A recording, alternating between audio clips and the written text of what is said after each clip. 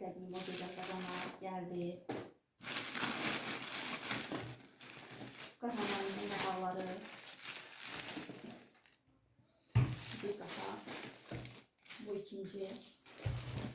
Bu üçüncü. Burada başlıklarda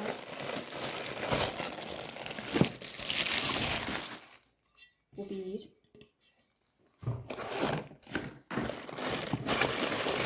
Çok güzel arkadaşlar. Çok muhteşemler. Bu kadar gözlemeye değerdi. Bu ikinci. Ve en büyükleri patladı. Bakın burada bu büyük tavamız. Hatta sobada bile istifade etmek için çok uygundu.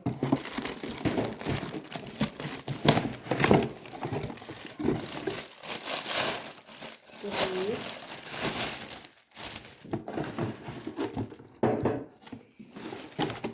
Ve sonra bu da bizim büyük tavamız. Çok da güzel.